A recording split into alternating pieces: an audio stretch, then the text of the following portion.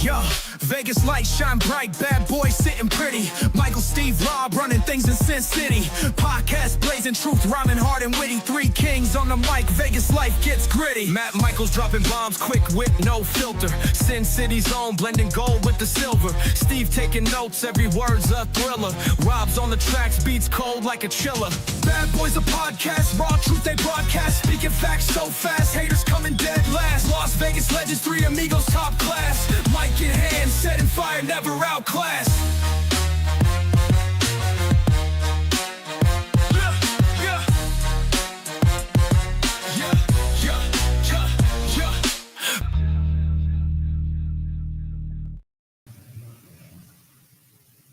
Oh, I thought Steve was hosting this thing.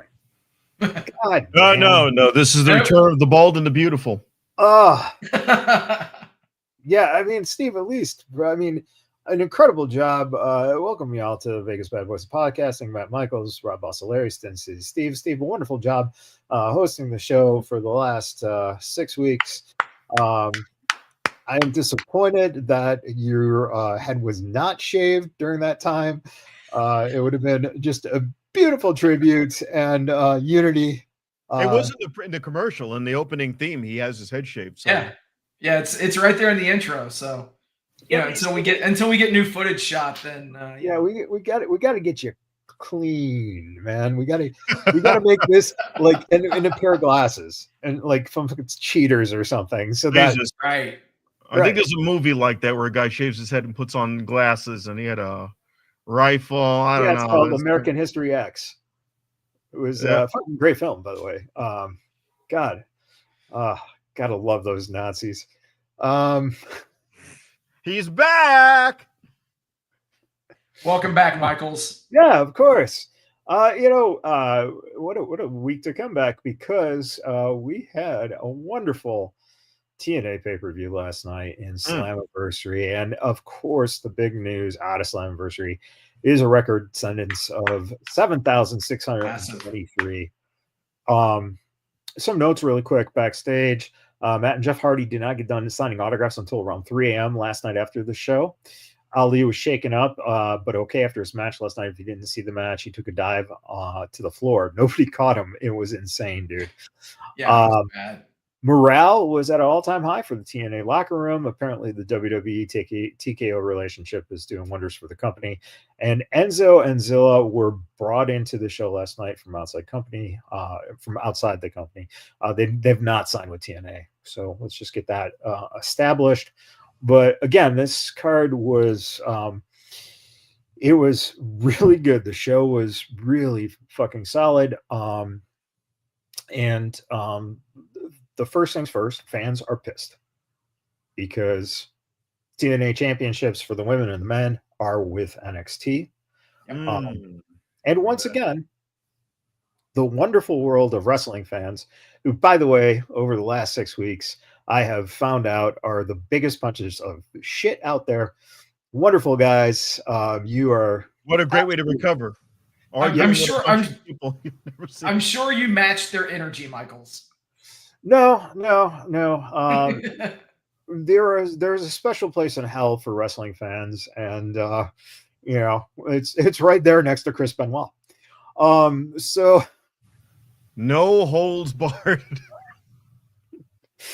And that you movie don't have to own a Nautilus, Mike. Michael Steve. But the Trick retaining and JC Jane taking the title. You gotta wait. Right. TNA is also, the history of that company is very reminiscent of WWE, WCW in terms of how they've always done things. And the product itself, it takes time, right? They're not going to explain or show or, everyone wanted to see Santana win. Easy. There's got to be a story here. We'll find out what it is. And would it not make sense, right?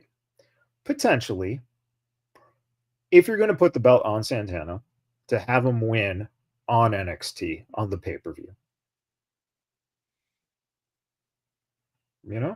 Why not? I mean, what the biggest kind of rumors that I'm hearing is that everybody's looking for it to happen at Bound for Glory, which obviously is TNA's WrestleMania.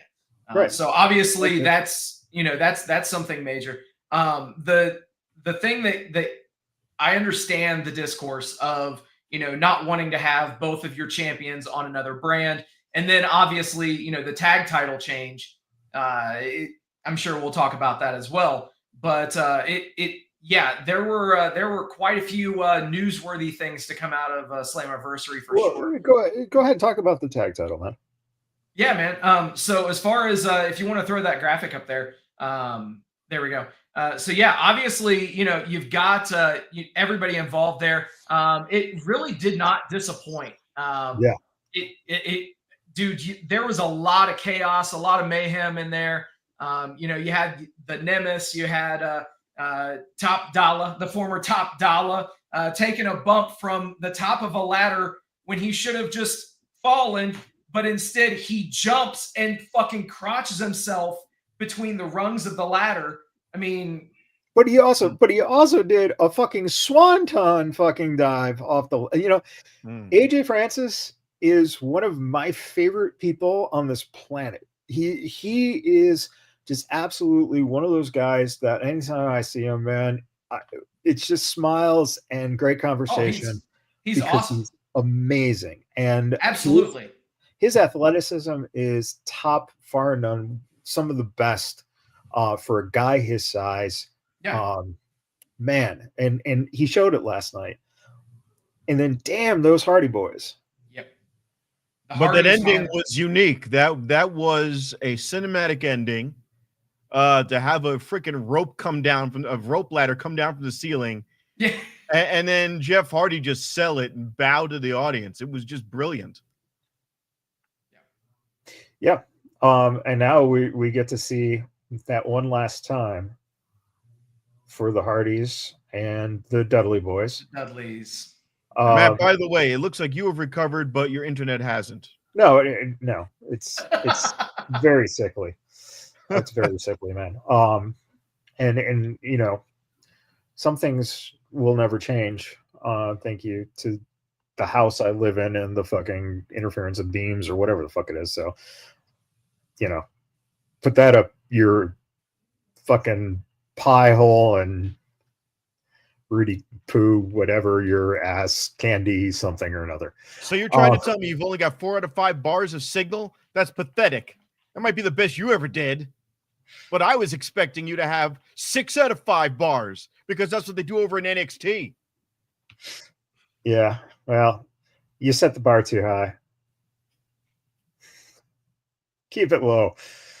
We got Bubba Ray showing up announcing that they're going to have that final match. Yep. By the way, Joe DeFalco at FSW was trying to get the Hardys and the Dudley Boys to do that match here. But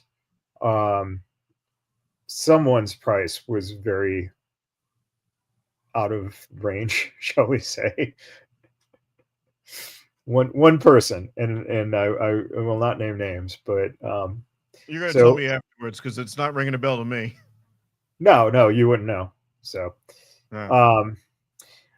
the AJ Styles segment, brilliantly timed. First of all, great job using his TNA theme. Second of all, couldn't have done it after one of the best matches of the night. Leon Slater, if you give me Javon Evans in NXT versus Leon Slater for that championship, that might be one of the best matches we'll see all year. It will be, but we know how it's going to end. It's going to end up with NXT having all the gold. No, it's a secondary belt, so they don't need it on the show. So they'll put in option C or whatever. They'll use all the TNA rules. Yeah, of course. But hats off. Leon Slater is one of the best young guys. Moose worked him so well. The dominant style, working the big man, giving the David versus Goliath type story, and having Slater that last 2 to 3 minutes of that match. It was breathtaking. the way he just, was just using that body and he flies around. But it tells the story. It tells the story in that match. We didn't see two guys just sitting there kicking each other with super kicks. We saw the big man dominate, and then the fucking underdog wins the match. The last three moves: Swanton, 450 Swanton again, and when he does the 450, he does the Jeff Hardy poses. Yes. I mean, it's paying homage, and at the same time, those guys are wrestling the same night. It's living homage. It's just incredible. It's generational talent. Absolutely. That was, again, phenomenal stuff going on there. The whole card up and down was solid. It looks like we'll probably see at some point AJ Styles do another match in TNA. And that's exactly how you use AJ. Is you have him come out there, he puts over a younger talent, and that just adds to Leon Slater's stock. So expertly done. Yeah. Personally, that's also one of those things too, where it gives that wiggle room of potentially allowing Leon Slater to wrestle AJ Styles, right? Exactly. Because AJ's not going to win the title. There's no need for AJ to have the X Division title. So, get these young guys this experience with these veterans. The rub. Yep. Okay, so it was a huge crowd for them. And this is what Mr. Eric Bischoff, who was talking on Ariel Helwani's show, said he believes TNA Wrestling can surpass AEW as the number 2 promotion in professional wrestling within the next year. Quote, they're not out there thumping their chests and talking about down the competition and all the crazy stuff that, for example, AEW did in the very beginning. They're one deal away from being a major player if they can get the right broadcast situation. Watch them take off. Very interesting from the man who, when he came into TNA, took on WWE. Exactly. Yeah. The irony in his comments, it's palpable. And, the thing that blows my mind is that, Eric Bischoff, he clearly does not want AEW to succeed and wants anybody to dethrone them as a number 2 because, of course, he is forever angry or jilted that AEW now has the longest running programming on Turner Sports, something that he could not. Yes. He created the number, but that they beat his number. Yeah, but here's my thing about giving too much praise to TNA at this juncture. The quality's there, the writing is there, everything's good, but right now it's WWE West. Bingo. It might as well be under the TKO umbrella, which I'm not saying that is a bad thing. How long have I sat on this show and said, I want promotions to work together? I am not framing this in a negative light. I'm not even going to say that I didn't want TNA to succeed this way. They're succeeding. Yeah. But what I don't want is for their style of the promotion to get absorbed into NXT because they do have a unique style. I just said it a little while ago, and the TNA has always been a WWE/WCW type of show. Yeah, exactly. But it's still unique in that way. It's still unique. There's elements of it. There's still hardcore matches left there. There's still intergender matches left there. There's still place for somebody to come down, redevelop a character, go back without having to be roped into, oh, you're an NXT washout. They did that with Brooke Hogan. They didn't know what to call her when Ash by Elegance invaded NXT. I'm very concerned about them just becoming NXT light. They need to maintain some of their independence and their own style and personality. And my problem was when they put the president out, let me get the name, Carlos Silva sitting out there. Yep. And I'm thinking to myself, he looks so stiff. I didn't need this guy. They're sure there was a bigger reason for him to be there, but even Tony Khan has more personality than this guy. It looks like a guy that they dragged out of a boardroom. Okay, so he is a guy who technically got dragged out of the boardroom. Carlos Silva has nothing to do with pro wrestling. Right. In fact, he was probably not even really a pro wrestling fan, but he had ties to the Access Anthems sports. Okay. This guy is a sports guy. Carlos Silva is not necessarily doing this to be in the spotlight, but what he did on the pay-per-view last night was for the championship titles, he handed the titles to the wrestlers. In fact, he was very hesitant to hand the titles to the NXT champions. Yeah, and that's fine, the storytelling, but he's sitting there at the women's match at the beginning, and it takes me out of the moment. I'm not paying attention to the match. I'm distracted by who is this rando wearing a members only jacket and the AEW hat he bought in the lobby versus having a Scott D'Amore type who is, yes, he's more kayfabe, more storyline, but I'm invested.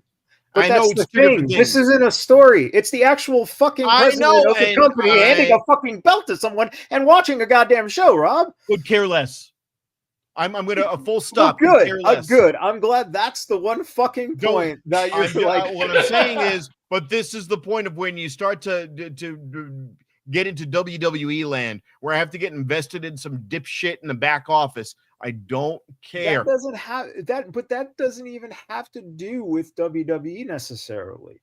It's whatever. Just that their tie is there now. But if they had no tie, he probably would be doing the same thing.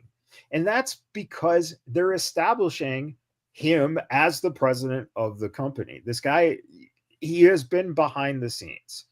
Is he going to be a Mr. McMahon character, or is he just going to be a cardboard cutout? He can't. He can't. Okay. So that's it. Here's the thing. You show who he is, and that's it. Yeah, this one was baffling because I'm going, as Bully Ray would say, it takes you out of the moment. I'm here to watch the wrestling. They did it at a spot where it's the women tag team match. Ash by Elegance. You know what? Call me when he's rolling down a ramp on fire and someone has to put him out with a fire extinguisher. I don't want to see the guy at all. Go sit in the back. Thank you for. Hey, hold on. Thank you for doing a good job and bringing us 7,000 people at the UBS Arena. Now stay your ass the fuck in the back. We don't care who you are. I don't care. I just don't. Okay. Props to them, by the way, for that 7,000 number. I don't think that, we can state that enough, just how big of a statement that really is. People can chalk it up to the TKO partnership. They can chalk it up to whatever they want. But at the end of the day, they did their highest attendance number ever in the history of the company. Well, no, in North America, because they did. Well, in North America, but they did realistically, 10,000 Rob, in England. Yeah. Is there anywhere else that matters? Wembley. Oh, right. But so the only thing, and I have to comment on it. I have to, because no one else has brought it up. The finish to the main event. Did we have no issue whatsoever with it? And I know, Matt, you said trust the process, and I get that. That's it. But I just, my thing is, man, you're in Mike Santana's hometown. Mm-hmm. Everyone wants him to win. Sure. He's red fucking hot right now. Sure. Absolutely red hot. Yeah. And it just, I think that the thing that really kind of stood out for me was, when Trick went down with that injury early on in the match, and you could see the crowd almost got deflated right there, because they knew either A, he's not going to be involved in this match, or he's going to come back at the very end of the match, which did end up happening. But it's one of those things that's like, it obviously, you hit the finish, and then it's a finish that you'll see on a weekly TV show. It's shit that they did at the fucking Casino Battle Royal or the Casino Gauntlet match. I hated that finish then. I hate this finish now, but hopefully they do it right, and they have Santana pin Trick Williams at Bound for Glory in the biggest event of the year for TNA. But if that doesn't happen, this is one gigantic missed opportunity. If he eats that pin, if Santana eats the pin, you're going to be even more pissed. So he throws Santana out of the ring. Henry can afford to take a pin. He can. Oh yeah, he's protected. He's not going to lose any shine. No. It was the best thing you could do because you're not going to take it off Trick Williams that quickly, or then Trick Williams looks like a joke going back to NXT. But most importantly, Mike Santana was never pinned. Right. So he's got every right. He's protected. Right. He's got every right to that championship match. So, but I mean, it's the same shit that they did with Joe Hendry when, with the four-way. Yeah. It was so protected and so well timed, it might as well have been ribbed. For Steve's pleasure. Ooh. No, the honest thing is, I reverse it, and I absolutely fucking hate that they put the title on Hangman Page in Texas. I hate when they do. They're in the hometown, so we got to give the title to the guy. So in that regards, I go the opposite direction, and I go, he's a hey, Virginia guy. Glory, great. What was that, Rob? He's a Virginia guy. He's a cowboy, but he's a Virginia guy. Yeah, and again, that was his home show, dude. Hey, right. Hey, all I'm gonna say is thank God they took the title off of Mox. Yeah, I mean, they strangled him. They almost strangled Moxley's head right off his shoulders. Right. It was a good finish. Right. And then they followed it up with this. Oh yeah. Oh, Tony Khan once again fails to capitalize on great momentum coming out of Saturday's All In Texas. Why did he book a 1,200 venue, selling 25 tickets in the 3 days, just in the third, for the show the 3 days before? It's been a problem all year for them. This entire episode did less than the bare minimum. That almost came off like they didn't care or have any vision where to go next. How about that? That was what I said the week before you got back. I said, this is what I'm afraid of. They're going to blow their load, number one. And number two, don't they have any lighting in there? What am I there to watch fucking Othello? What was this, dinner theater? I mean, it made no sense. I wanted to see two guys on horseback with Nerf fucking lances go at it. It made no goddamn sense. Like, if you would have had a 5,000 people arena that looked like some type of semblance, like a Silver Knights type venue, okay, using a local Vegas place, or the Orleans, all right? Okay, all right, that makes sense. Why the fuck did they pick Westchester County Dinner Theater to host this fucking thing? And not... Yeah, I'm sorry. I was just going to say, I can actually tell you exactly why. If you'll look at it, AEW is doing residencies during this last half of the summer. So they're actually at the Aragon Ballroom in Chicago for the next 2 weeks. So they're shooting a total of 6 episodes of TV. Yeah. So Dynamite and Collision last week, and then this upcoming week, and then the week following will all be from the Knox County Dinner Theater. But medieval times. Yeah. So here's a point, and I do want to make this valid because so many people are online just bitching and complaining. Either the company's going out of business, they're not making money. Oh, they're making the most money. This is great. Look at, they sold 25,000 to Texas, blah, blah, blah. Here's just the thought pattern behind it. The reason you do a residency is because you get a break, right? Yeah, exactly. They can't go into the big arena because the cost of the big arena versus the ticket sales is going to be not beneficial for them. The idea, again, is that when you're trying to be a profitable company, this is the way you do it. Yep. That's how you do it. The look on TV, and it killed TNA, by the way. TNA, when Bischoff and Hogan were there, they started traveling to these arenas, and they couldn't sell them out, and it killed their company. But they did have an alternate that did work. They had that little Orlando arena that looked decent. They could use it. AEW could have gone to Jacksonville, and they could have used a little amphitheater there, and that would have looked decent. It would have tied back into so much of their past shows, and it would have looked a lot better. Now, if you have a residency at the dinner theater, that's fine. You do it. You use it.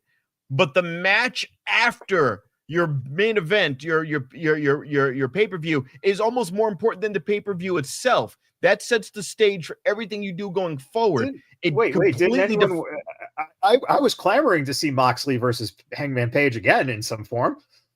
Wasn't anyone else? Yeah, but I don't want to see them in tights with a fucking Robin Hood hat, quoting Romeo and Juliet. Okay. Like, no, but that's important. Okay, you're just fucking hammering on this thing over and over again. Yeah, like literally. The other thing too is how long have we said, oh, AEW needs to run smaller venues, especially when they couldn't sell out the 15 to 20,000 seat venues, and now they're doing it, and it seems like as if people are finding a fault with this now. So not the match after. One thing that I can consistently say is that they are giving us differing views every week. It does not look like the same venue. Now, obviously, we're going to see the same venue for the next 3 weeks. But outside of that, they've given us a lot of really interesting looks. And yes, you can chalk it up to me being an AEW homer. I get it. But realistically, I like seeing the juxtaposition from the 10 to 15,000 seat arenas for WWE main roster to the smaller venues like what AEW is doing, and both shows work. That's the thing, is there's more than one way to do pro wrestling. Well, let's be honest. They could have done a fucking 40,000 seat arena and the show was still bullshit. It wasn't a great episode, but again, third time's a charm. You're partially saying that because what I'm saying, you're visually expecting a spectacle. Now, if they would have done a 5,000 seat spot, like Bionic Scoop was saying, show where it can. Okay, now it looks decent. After that, go to the dinner theater. After that, still have Hangman Page come out and cut one of the most boring fucking promos, 20 minutes of fucking blah blah blah on Hangman Page. And that's the other problem, which I was worried about, is look, what happens when Cody gets the belt? He's boring. What is Hangman Page now? He's boring. I'll agree. Because he got the belt, it's just Hangman Page. Do you remember the first time he had the belt? The chase was fine. The match was fine. The ending was fine. Him holding it now is going to be tedious until MJF could take it off him and run with it with MVP behind him. We know that's where it's gonna go. Now we're just waiting to build it up reasonably for MJF to take it and finally fucking do something with that belt. But it did have to come off Moxley. Yeah, that's great. MJF gets it. What about Ospreay? I thought he was getting it. Ospreay will get it next year. It's All In, which means he lost his thing anyway. It didn't matter that was the most ridiculous stipulation. Speaking of ridiculous, can I just say, if either of you were, I don't know, anywhere in public and you're battling, you're fighting, right? You're trying to survive. And then all of a sudden a light comes on and you look up and it's Darby Allin. Are you shitting your pants? Or are you going, that dude? Come on. Evidently Moxley is deathly afraid of this guy. It's like he's seen a fucking ghost.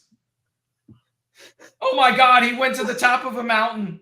Well, he ignored that. When he saw that, he kind of looks up for a second. And he just, whatever. And also, it was tough because Darby Allin had a goatee there, so it's him. But at the same time, like, all right. And it was the most. Rob, would you expect him to paint half his fucking face for the climb? Yeah, of course. Stay in character, motherfucker. Continuity. It's like if you show, it was like looking at on the left side. It was Temu Sting. That's all it was. he came down. Sting came down. It was grand. They just kind of lowered him straight in. He just went.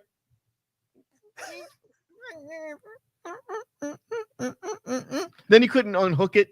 So they had to pan the camera away for a second. He's still hanging onto the rope trying to unhook it. And then And you follow it up literally at the end of Dynamite with him. Now you're talking dinner theater, because now he looks like he's on the balcony of Romeo and Juliet. Exactly.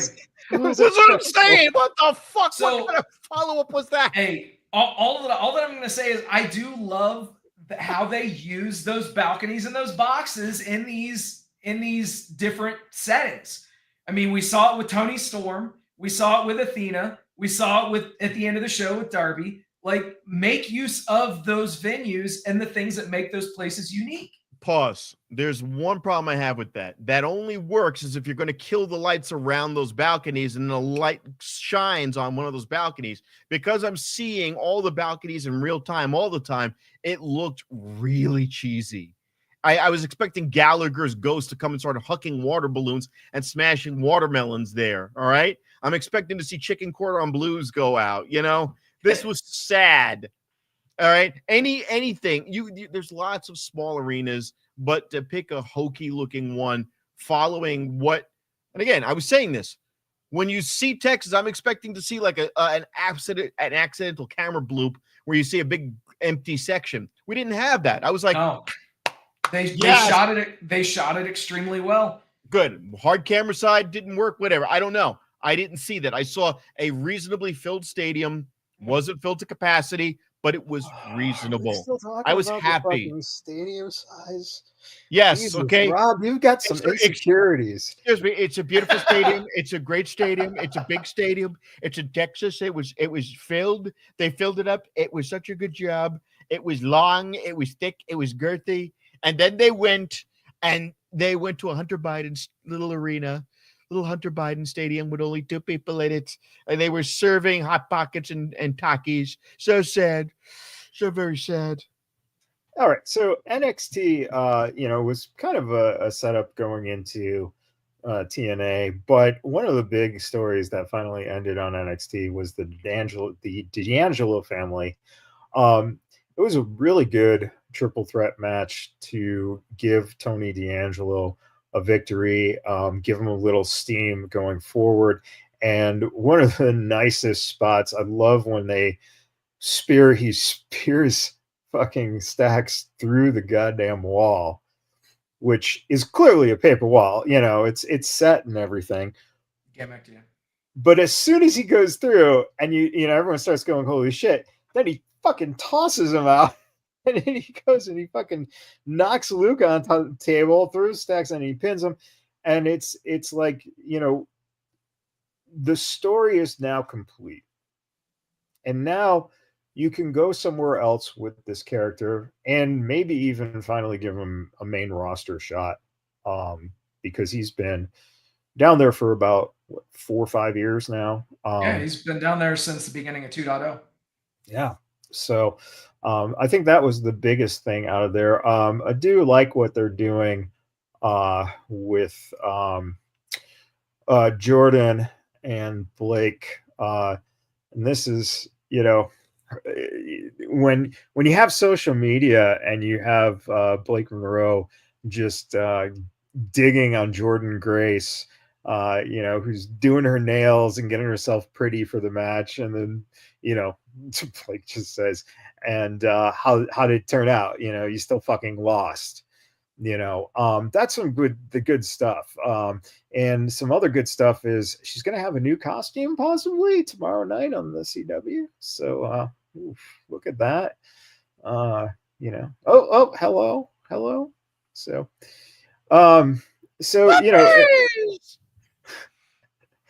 you just can't go wrong with the idea of when you have someone who has the sexuality factor of doing what they're doing, which is not pushing it too far, but allowing it. And, this goes to a few months back, Mickie James made a statement about, every woman showing her ass, coming from the woman who showed her ass many a times when she wrestled. Yeah. And what I really enjoyed about this, first off, giving Blake a chance to work with Jordan. I think that's a very good matchup because you have a very veteran wrestler going with someone who is still very green. As good as Mariah May is, she's still very young. She's 24, 25, something like that. So, it's a good pairing. And we're also seeing Jordan Grace get glammed up, which was fun because, Jordan has always had that gritty muscle woman thing about her. But why not celebrate the fact that she is a very beautiful woman, And I think, when you look at those types of things that you add to the fact that, she's a talented wrestler, it just makes it more fun to see her in a little different light than totally just being, this like, I'm going to kick her ass, It's fun. And I think that, that's something that was missing in TNA with her, is just that fun aspect. And, let's see that side of her a little bit more. She was having good fun, and she was responding a bit differently when Trinity was there. It was her personality was a little bit more upbeat when she was dueling with Trinity. Yeah. It wasn't contentious when those two fought. Yeah. And again, that's the whole thing. You want to see the variation. And this is the experiment lab that NXT is, right? You want to see these variations. JC Jane having 2 titles. Someone made a great comment. I didn't even think I'd see her ever have 1 title. But that's a person who's worked her ass off, and they're giving her that moment. This is also a proving ground for a lot of people because, again, the fact of the matter is that you can't retain all these people under a company umbrella. Tony's got a luxury. He can keep anyone he wants to keep as long as it looks like, his books are able to do that, right? But if TKO says, bottom line is you got to meet X, then you're going to have to cut Y and Z. So, it's going to be cutthroat for a lot of people to show that they're worth retaining. So NXT continues to show growth. And, the fact of the matter is that it is, again, it's still their C show, no matter what. So, but their A show, Raw tonight, man, one of the most impressive things on Raw tonight was Io Sky versus Stephanie McCurr. Holy shit. I mean, Jesus Christ. Io is proving why she's one of the best in the world constantly now. And Stephanie is proving why she's one of the best in the world constantly now. Man, the elevation, and then you got Rhea coming in at the end to, it looks like there'll probably be a triple threat match, maybe next week between the secret Hervix and right? It's supposed to be cervix, right? Is that what we're talking about? Right? That's what I thought. Right? Oh my God. And when Chelsea. do you get a definitive end for Io Sky and Ricare? Not a triple threat, but some sort of exclamation point. Probably when Stephanie wins the title. I would assume that becomes a feud at some point if Stephanie gets the title. And the other question is, because they've been very skillful about having her cut promo, somebody will interrupt her when she starts breaking out the English. How does that work when it comes down to promo time? What do you think is going to be the catchphrase? Will there be a third, a secondary catchphrase? Very easy. Catchphrase is that, Stephanie, tonight you're going to wrestle Io Sky, and she's going to go, "Ay caramba!" That's the catchphrase. T-shirt. That's Mexico. She's Perfect. From Chile. Oh, I'm sorry. Ay Chile caramba! Jesus fucking Christ! There you go. What part of you did they operate on? T-shirt. Oh, Jesus. T-shirt. I'm telling you, that's money. you know, she's coming along. What is she gonna She's say a- next? Taco kisses? Jesus Christ. Yes, and you know, Voiced by Matt Parker for some reason. yeah, the South Park voice, of course, man. You know, she'll start dating Braun Breaker on TV, and Braun, I like your taco flavor kisses. Yep, there we go. So that's exactly what's going to happen. Sami Zayn had a really nice match with Karrion Kross. They're still going places with that. Of course, Karrion has like exploded ever since he was able to start, you know, selling shirts and getting his catchphrase in, which of course we all know is I I'm going to give you kisses. There you go. So You know, you were pissed off that I was making fun of a Michael Jackson impersonator, and now you're saying that a local who comes and does all the DeFalco shows is saying taco kisses. no, it's a callback, Rob. You'll learn about comedy at some point in your life. I understand that you think saying taco kisses is great, that Karrion Kross is not going to kick the shit out of you. Listen. When the fucking show ended and fucking Roman Reigns got in the ring and said, I got one thing to say to you all. And he says, acknowledge my taco kisses. Oh, Jesus Christ. Rule of three, Rob. Rule of three. You should have known it was fucking coming. Yep, exactly. God, that's what she said. Ay, caramba. Oh, God. So I'm surprised. I'm surprised you have the power of deporting me, President, but you didn't. So we're looking into it. We have to denaturalize you first. We have to denaturalize you. Put me and the pig in the same fucking boat. I got you. All good. Alligator Alcatraz awaits. You know, WWE is going to be having SummerSlam, of course. We're starting to see the card really take shape now. One of the best things this week, Jelly Roll hosted Jimmy Kimmel, and Drew McIntyre's quote, man, Jelly Roll lost over 200 pounds. You truly are an inspiration to trailer trash all across the world. How did it feel to finally see your little Tootsie Roll for the first time in 20 years? Fucking brilliant. Oh, and then fucking Logan Paul goes through the fucking the desk. Just brilliant. Michaels, have you changed your tune on Drew McIntyre? Yes. Oh no, absolutely. Okay, good. Absolutely. Good. I still think that wearing the kilt is just, it fucking bugs me. Because that's not your persona, man. It's like your persona is a fucking badass. Yeah, exactly. You know, but do you know how many fucking guys in Vegas rock kilts that I'm deathly afraid of? Because they've got their Capzillas running around. If you're willing to run around in a leather skirt, you've got brass balls.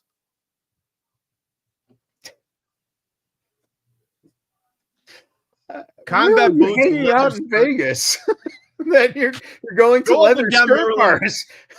Go up and down Maryland Parkway at any hour of the day. By you and fucking Maryland Parkway. That's why. That's why. Well, you know, one of the things now I'm really actually, you know, talking about guys that, you know, I had problems with Punk for years and years and years, and Punk versus Gunther is looking to be something that I think is going to be a pretty fucking incredible matchup. Does Punk get the title? I don't think so, only because I think there's going to be a title change in the main event. I don't think they're going to change both belts.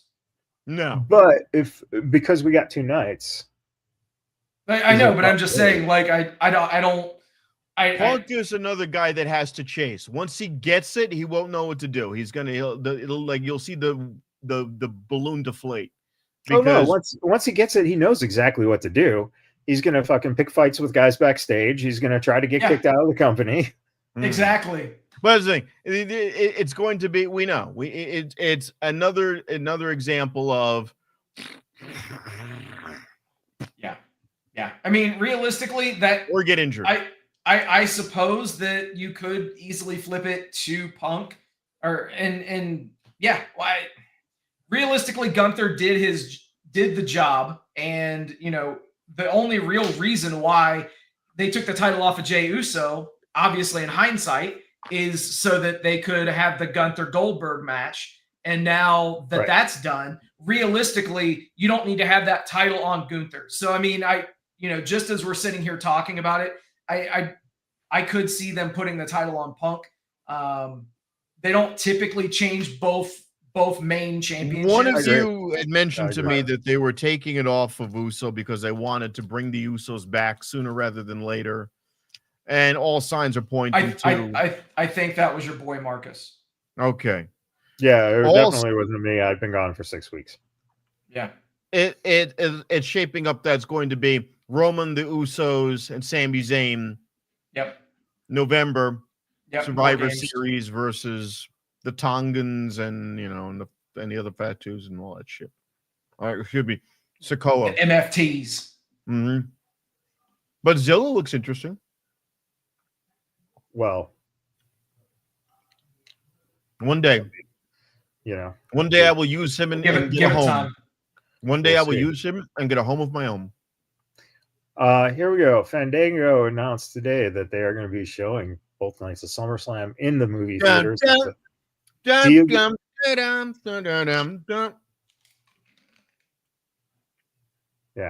that was nice. That was really nice. Oh my god, that was wow.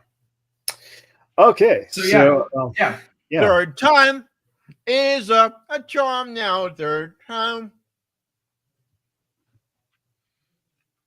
Yeah. So Fandango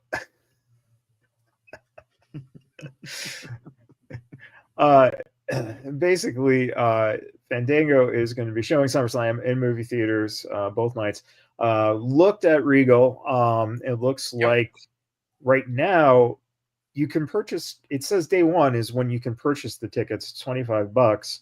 But if you go to day two, there's nothing. So I don't know if it's $25 for both days or how that's working. I believe, yeah. So it would have to be, right?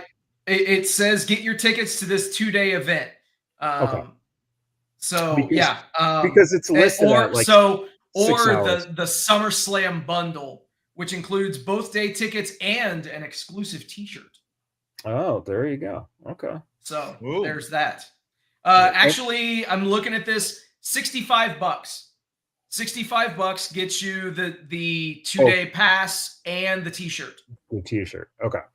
Yeah. So as compared to what I saw listed as one night for $25, there you go. They're basically factoring $15 for the T-shirt. For the shirt, and it's going to be interesting because right now I think it's just Regal that's doing it. So, very interesting to see. Pretty dope. How that does, yeah. And it's for a lot of people, AEW did it, but when it goes to WWE, you have to go back years and years and years, to see them do it basically closed circuit in theaters. So, yeah. So. That is one thing that I would do constantly, if you guys would remember, is I would go to check out every AEW show, every AEW pay-per-view in a theater because I love the ambiance. I loved being surrounded by fans who would legitimately react, cheer, boo, chant, even though obviously no one's going to hear them. But it was a really cool atmosphere. And realistically, let's call it what it is. WWE. They have more fans. They generate more of an audience. So you're going to be in more of a packed theater than having maybe 10 to 20 people in there. You might be looking at maybe 50, 70 in there, and that could be a really, really exciting alternative to just watching it at home on the couch if you want to throw out the extra money. Yeah. And by the way, I went to see a showing of Fathom Events did Schindler's List. We were next to you in the theater when you were watching an AEW pay-per-view, and I'll tell you, there was nothing more distracting than jackasses screaming and yelling while I'm watching Jews get killed. So thanks, Steve, for doing that. Wait a minute. It was an AEW match, right? It was okay. MJF was probably on the card. You get a pass. And he's one of the ones that made it. Universal Studios Halloween Horror Nights 2025 is gearing up for a thrilling crossover with WWE, sources confirm. The wrestling powerhouse is expecting to announce its official involvement in the iconic Halloween event at both Universal Studios Hollywood and Orlando. Collaboration, which has been in development since 24, promises to bring WWE's larger-than-life characters and storylines to the spooky spectacle. Last time they did this, I think the last time they did this, I was working there, and I was the Undertaker for 24 hours until I fucking quit because everything that was supposed to happen and supposed to be part of the maze wasn't, and it was fucking awful. The maze was great, but Universal really fucked me on that experience. But Universal does a great horror night. Should be interesting to see what characters they use for this, because back in 2001 when they did that, you could do the Undertaker and Kane and tell their story. Now, is it a Wyatt theme? Maybe it's the Wyatt family. Oh yeah, that's tailor made for them for sure. Yeah. So.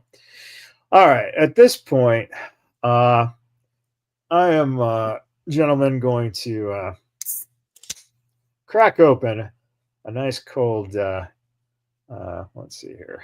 That's about appropriate. You can't see it. Oh yeah, you can. It is. Oh shit. A real American beer. We gotta crack it open for the big news today. That's streaming exclusively on Fox Nation August 30th will be Hogan and Bischoff's new fucking company, the RAFO1. Breaking news: Fox Nation will be the exclusive broadcast partner for Hulk Hogan and Eric Bischoff's Real American Freestyle Wrestling League. The inaugural event will take place on Saturday, August 30th at the Woolston Center in Cleveland, Ohio. A second event will take place in the fall. Oh, man. Yeah, drink up. You and the other 639 tickets that have been sold to that show so far in the venue that has a total capacity of 13,077. Oh, wait a minute. And let's not forget the 10 people who have Fox Nation. Exactly. Oh, wait a minute. Wait, first Laura Ingraham, and then I get to watch Hulk Hogan. Oh, wait, hold me back. Hold me back. Jesse Waters and Eric Bischoff. Oh, shit. Oh, man. Hey, man, but at least you get Gutfeld. At least you get Gutfeld. So what you're saying is they've already outsold AEW, right? Hey, now wait a minute. Okay. No. That's another reason why Bischoff hates AEW is because he thought that he'd be able to outsell AEW. And again, 639 tickets sold according to Grok as of earlier today. Oh, you mean Mecha Hitler? Yeah. Hey, wait a minute. I just want to find out that Power throws a pay-per-view and outsells them, with Billy Corgan doing a free Smashing Pumpkins concert right after, Hell yeah. They can outsell that shit. Oh yeah. Everyone can. Well, I'll tell you. When I'm sitting down in front of how much was that beer? How much was that beer? Did they just give it away for free? Oh, man, this here is real American beer. It's made in America. by a third party that's getting sued. They're suing Hogan because of the contract violations that they've gotten. And the best thing about this is that it's Real American Beer, nice and big picture of Hogan, and then tiny right underneath light beer. So it's not even it's light beer. So therefore it's Real American water. Drinking water. It's piss water. Oh, for fuck's sake. That's because Hogan probably has circulatory issues at this point. How is that beer, by the way? So it's fucking Bud Light. Let's get a beer review. Yeah, it's it's worth the can if you're a Hogan collector. Okay. I believe my dad, when he tried it, he was like, "It's fucking awful. This is piss. This is fucking horrible." So, now I do got to say, when I was a kid watching Hogan and I was growing up, I did listen to him and I obeyed the rules, right? I did my prayers, said my prayers. I took my vitamins. I did my training and I drank my Real American Beer. Real American Beer, so nice I piss it neatly. Tacos. So it's a non sequitur now. Jesus Christ. Speaking of non sequiturs, what do we feel about Bill Goldberg?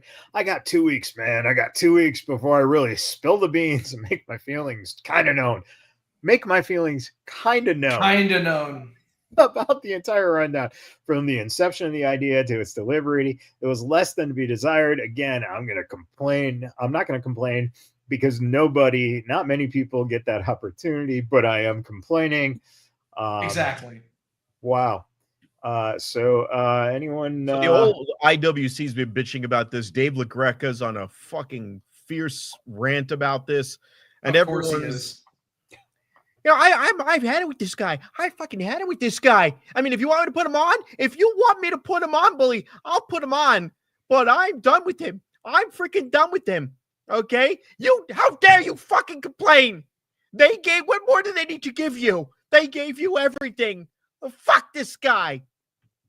Dude, you just added another impersonation to your repertoire. Yeah, spot fucking on. Yeah.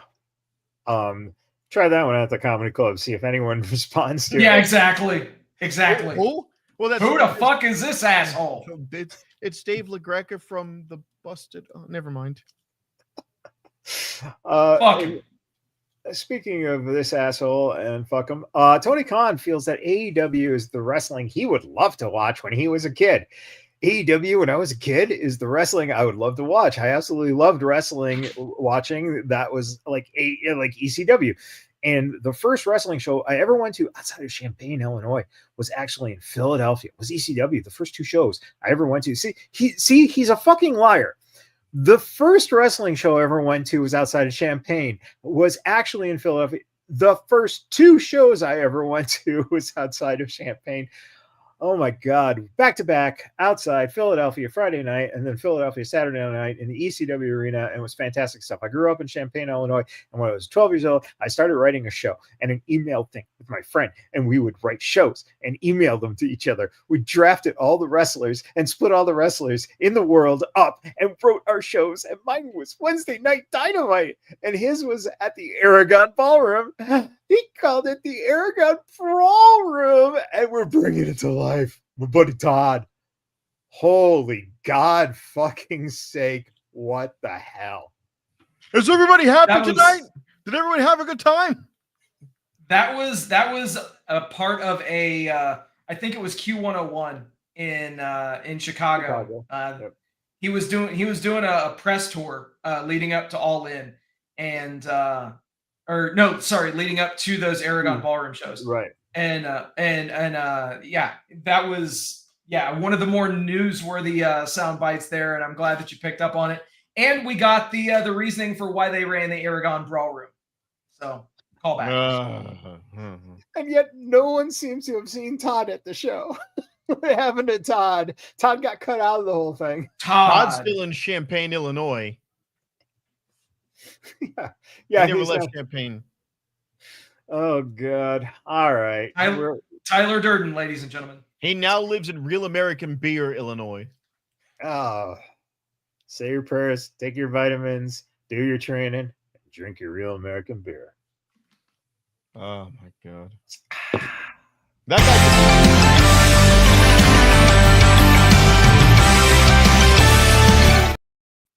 All right, Sin City. What's your scoop of the week for AEW? Your over under. So here's what is going on. They have been actually signing the, we saw the debut of Alex Windsor on Collision. We've seen factions showing up among the women. Realistically, I can now safely say that there will be AEW women's tag team champions unveiled. They will unveil the belts at Forbidden Door. So that's what I've heard as far as a rumor, that Forbidden Door, they're going to make that announcement and that they will have the women's tag team championships. And we'll see how that goes. But realistically, they are doing what they should be doing. They are showcasing more women. They are giving them more than just one segment on a show. If they are wanting to put more momentum behind the division and give more of a spotlight to those women, I'm all for it. I think that we've talked a lot of shit about the AEW women's division in the past on this show because it has been extremely inconsistent. Latest signings of Tekla, who has been phenomenal for them. And also Queen Aminata's really stepped up her game too. They're bringing back names, and you can see that previous members of the roster, I don't want to say have been passed up, but you can definitely tell that there's a timing difference between Tekla and, let's say, Ty Mello, or even Queen Aminata and Ty Mello. So women that were around they're at just the beginning. better wrestlers than Ty because he was the shits then. But here's the thing too: is Thunder Rosa. There were some timing issues there as well with her, and I don't think that she's lowered or regressed with her ability at all. But realistically, could it be the fact that they just don't wrestle all the time anymore and sit in the back and? But it's not only that. You've seen with Jade Cargill doing tag team wrestling. It's a different beast than doing singles wrestling. And in AEW, they haven't had a ton of women's tag matches. This is new frontier for them. It shouldn't be, but it is. And some of them will gel and some of them won't. That's it. We're assuming that you're going to have Ty Mello and who's the Anna Jay. Anna Jay. You're going to have Thunder Tits. You're going to have I don't know what other day you're going to have Julia Hart and Sky Blue, Megan Bain and Penelope Ford. Yeah, I mean they're putting together the pieces for a very solid women's tag division. So and it's not going to be a huge sacrifice of time in the lineup. I mean, they've already been doing these secondary women's matches. This is not a huge inconvenience. It'll scrape off a couple of those like fucking no talent, local matches where they throw some jobber in there. Oh, here we go with the fucking local talent matches. Okay.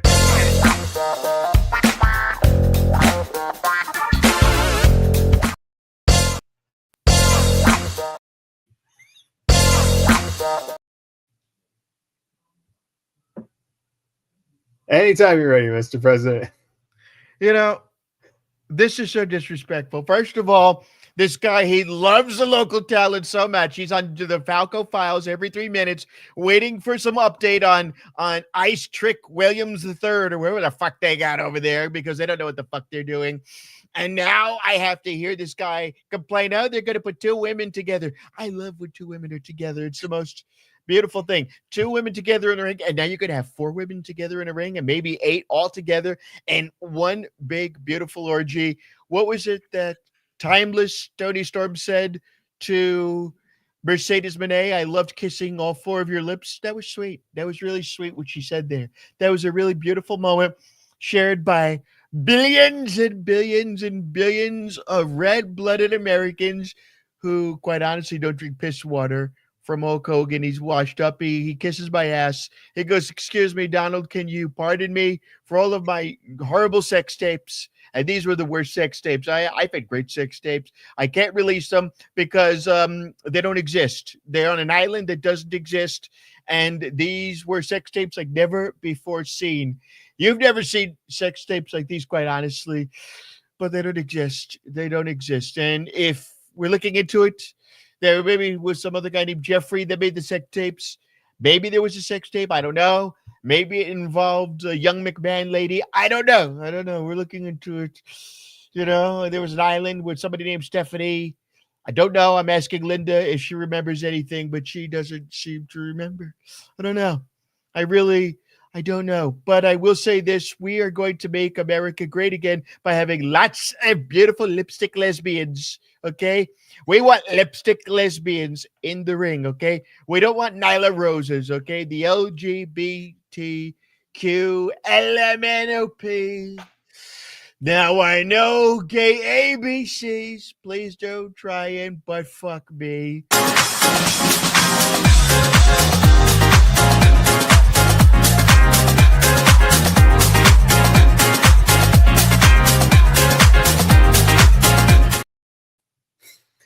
Oh man, speaking of butt fucking, we all know that Saturday night's main event ended because Brett got in the control room and cut off Goldberg. Speaking of Goldberg, did you hear the new Berenstein Bears book, Try to Make Goldberg Happy, is out? With Brett, of course, saying "Told you so." Now, this week, I know if anyone is a Coldplay fan, there's been some controversy, and there's been many sightings at Coldplay concerts within the last week, including Goldberg and Brett. They got caught on the kiss cam. I like how AI fingers look better now. Saraya got caught with her 2 man toys there. It's just a shame. Mark Henry. Oh, jeez. Good old Mae Young. John Cena and his wife got caught on the kiss cam there. And of course, the biggest lovers in town, Tony and Dave Meltzer, on the kiss cam. There's no need to fear. Uncle Dave is here, Tony. Anytime you need him. Anytime. All right, some big news. Megan Bayne confirms a split from boyfriend. And here's the most big shocking news. Wrestling superstar Joey Janela. Right. For all of you who are devastated by their breakup, amen. Hello. Oh my God. God bless America. That's right. That's a real American right there. And I'll give you a beer. Anna Jay. Janela's got some game, man. Penelope Ford and Megan Bayne now. Yeah, well, Anna Jay might be the next because she confirmed her breakup with wrestling superstar, which is, again, the most important news. Jungle Boy is a wrestling superstar, apparently. She confirmed her breakup with Jack Perry after he was beaten up by CM Punk. So, oh, jeez. Apparently. That means she broke up with him 2 years ago? Yeah, apparently. Right. Paige recently hooked up with a man at a zoo in Los Angeles. Quote, I mean, I did go on a date and we had sex in a public place where the LA abandoned zoo, not the real zoo. No, the abandoned zoo. And that was this year, she says. So anyone who wants to have sex with Saraya/Paige, apparently you got to find an abandoned zoo. Take her to a fucking zoo. That's right. And wow. And break her back again. Yeah. Oh, speaking of breaking backs, look at Mandy Rose. You can't go wrong with Miss Mandy Rose.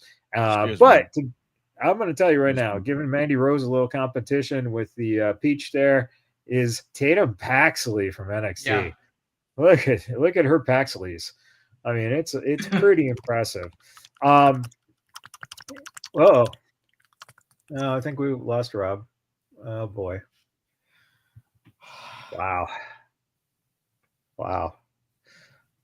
The old So, forearm workout. Post That nut just clarity. I just remember I got to pay some bills. So speaking of women, look at Chelsea Green posting all natural everything, which just amazing, man. She is just one stunning I'm woman. sure it's green in between. Or that. Oh, that. Thank you, Mr. President. Speaking of women, Dominic Mysterio literally just out here doing side quests now. Oh, backstage with Christ. just the group of amazing women with Natalia and the what's the fucking chick's name who is in the hot fucking thing who manages Otis and Tozawa, that chick. What? I'm sorry. Maxine, yes. And Brie, or no, Nikki Bella. Nikki. Throw Nikki in there too. Why not? But CM Punk explains why Dominic Mysterio covers up his chest in his ring gear. Quote, a lot of people don't know. He does that because a lot of the tattoos he got are misspelled because Dominic can't read. So it's good to know that we're about to see CM Punk versus Dominic, which I can't wait for. Here's the most absurd thing I've seen on the internet lately. AEW official Aubrey Edwards stated that she believes she is the best referee in pro wrestling. Defend that, Steve. Of course she thinks that. I'm not defending that.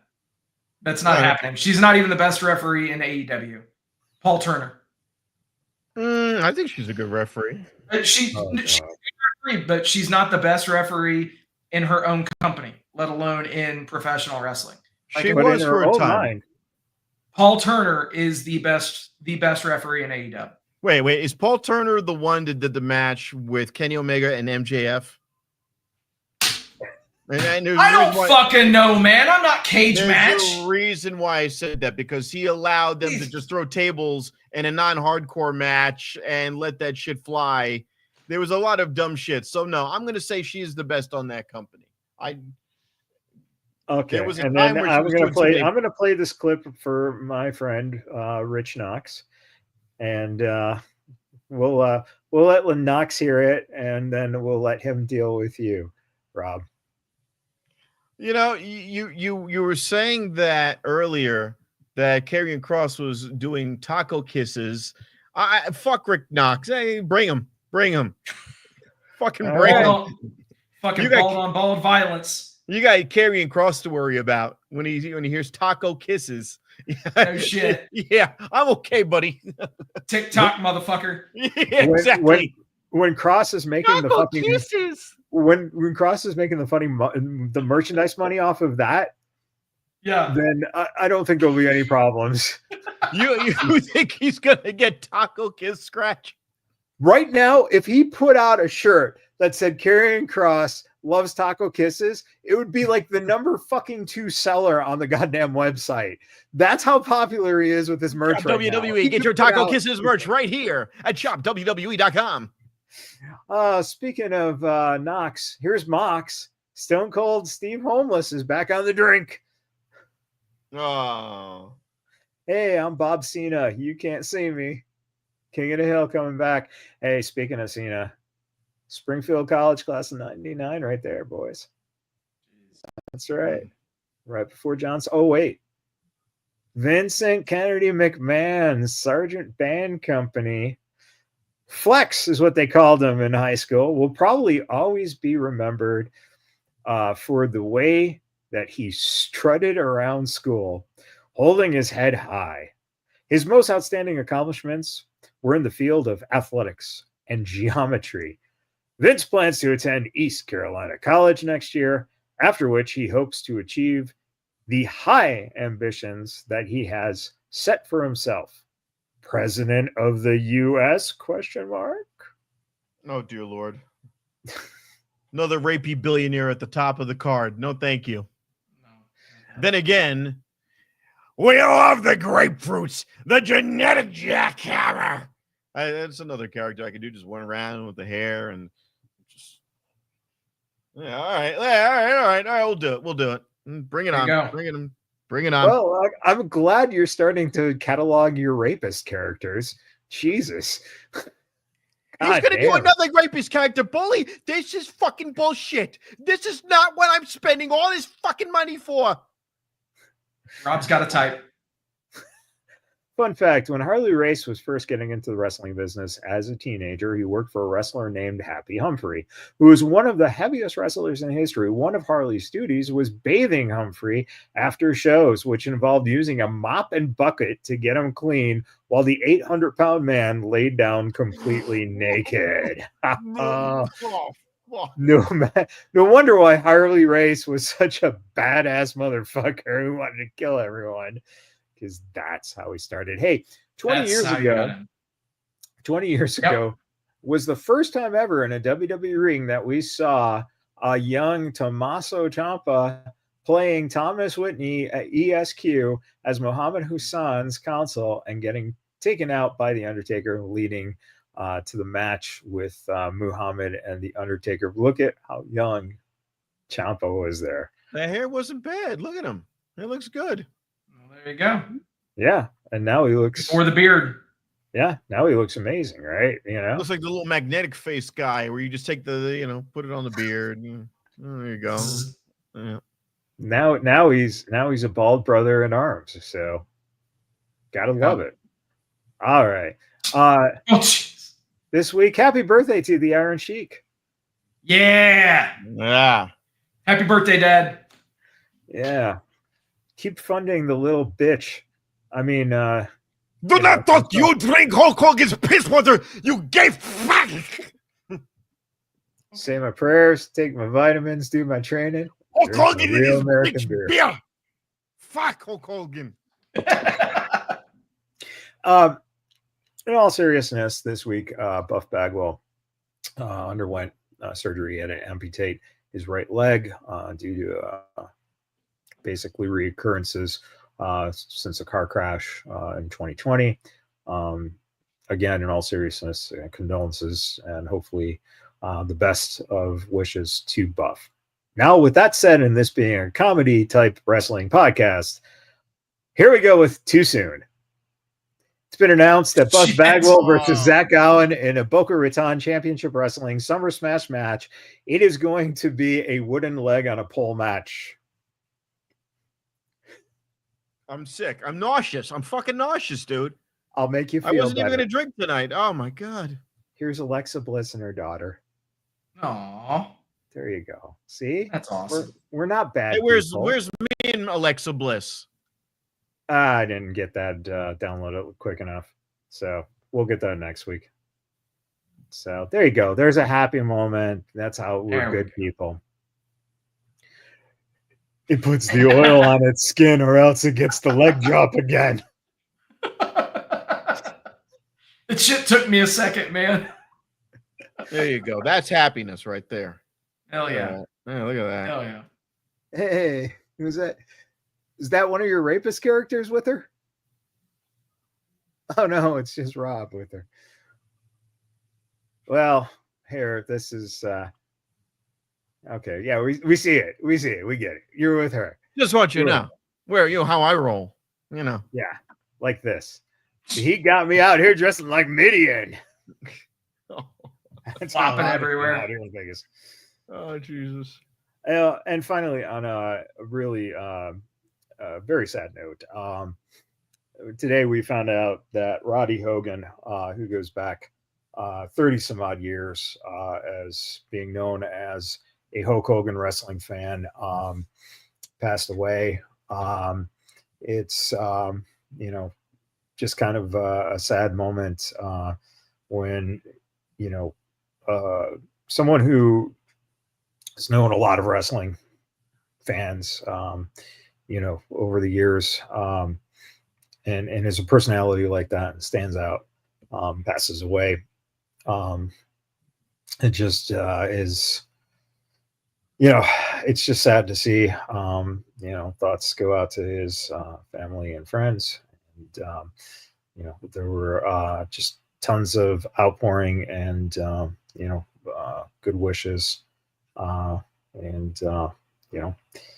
Just again, another passing that, comes up and we hate to see. So with that, Let's go to you, Rob, with your final thoughts.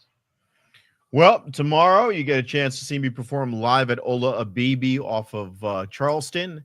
That's East Charleston by Casino Center Drive, right over there.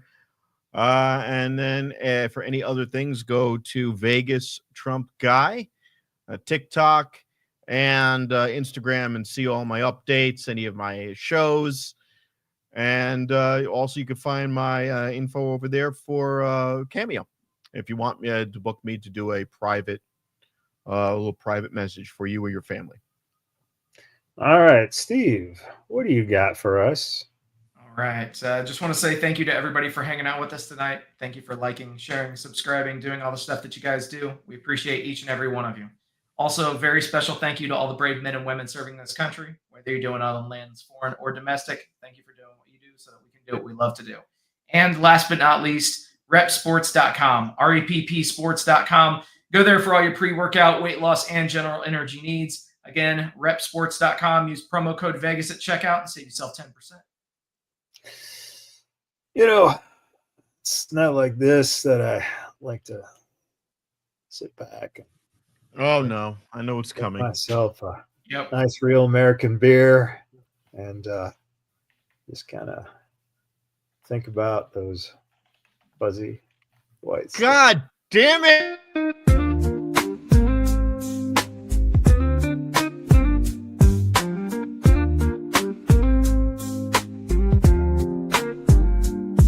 DJ, I'm back in the booth, so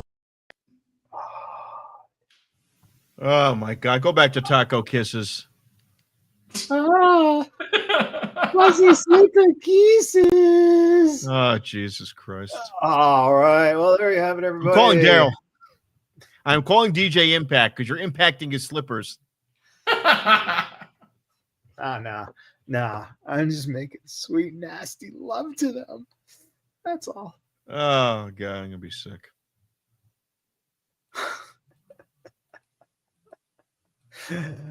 Not a real American, goddammit. Hell yeah, man. Hell yeah. Yeah. That's how we roll here at the Vegas Bad Boys. We drink shitty beer made by wrestlers. Actually, according to you, not made by wrestlers. Well, yeah. I think that's the problem. It's probably Labatt's Blue. No, I think it literally like tastes water in Labatt's Blue. No, it tastes like, it's probably Natty Light. no, listen, if it was Natty's Light, I'd Hello. definitely drink that up. Hell, Oh, that ain't light man. beer. That's a heavy flow. No, man, this absolutely tastes like the kids' tears of the sweatshop fucking foreign kids that are forced to make this shit. And it's amazing. It's amazing. No, excuse me. We deported those kids yesterday. Oh, man. Just don't do one thing, President Trump. Do not tear off my real American beer. Because if you do that, I will have nothing to drink. We're going to have Kid Rock test that first. If Kid Rock likes it, you get to drink it. If he shoots it with a submachine gun, then vaya con Dios. Oh, man. Your beer will get deported to Nicaragua. And that's beer made with the worst agua. How do we do, Uncle They Dave? held back on, a lot of what they could. Oh, we held back on a lot of what we could do. Oh, boy. Well, in that case, we'll try harder next week. We'll definitely think about some more horrible content that will make people cringe and want to write their local congressman to tell those them people about. don't listen anymore, so don't worry about it. Oh, they don't? Did we get rid of them? Oh yeah. Our local senator's office is above a fucking bacon shack, so don't worry about it. I'm not even being facetious on it. You can look that up. Yeah. Jackie Rosen, senator, office above truffles and bacon. Is it now? It's a supply closet with her name on it. Really? I'm not kidding. Eastern and 215. Have fun. Yeah. Oh, yeah. I mean, we're all familiar with the truffles and bacon. Come Well, on. all of a sudden, I think Steve's going to be in shaved head and sunglasses next week. Nah. Sorry to disappoint. Sorry. All right. Well, Nope, not gonna happen. I think PKL says it all. Dude, what the fuck? That's right. You know, until next week. That is, if I'm not in the hospital again for another 6 weeks after drinking real American beer. Real American. You don't know where this shit came from. And boy, I don't even know if it's real The beer. water came from Tijuana, and it's so sad that Tijuana water, you're going to be shitting your guts out billions and billions of times. Believe me. Honestly, Mr. Trump, it does kind of taste like alligator piss. Well, that means the system is working. You're welcome. Guantanamo Alligator Bay real American beer. You're drinking the tears and piss of a lot of illegals. A lot of Welcome back, Matt. very Welcome back. bad people. Oh, He brings it out of me, goddammit. He brings it the fuck. Was I doing this last week to this degree? No. I want to say for the record, no. Welcome oh the fuck, my god. dude. Oh, Tony, take us out of here. Did any of you have a great time tonight? Yeah! With that, everybody, thank you for hanging out. We'll do it all again next week. Till then, happy wrestling. Rolling up the strip under neon lights. Podcast mic is glowing in the desert nights. Matt Michaels leading with the swagger tights. Sin City Steve right by your side. Alright. Robert to Larry dropping truths, no fear. Broadcasting stories, make it loud and clear. From the Fremont edges to the Bellagio sphere. These bad boys rule, let me make that clear. Vegas bad boys, tearing up the scene. To Matt Michaels and the Vegas Boys of Podcasting, this is John Cena saying thank you so much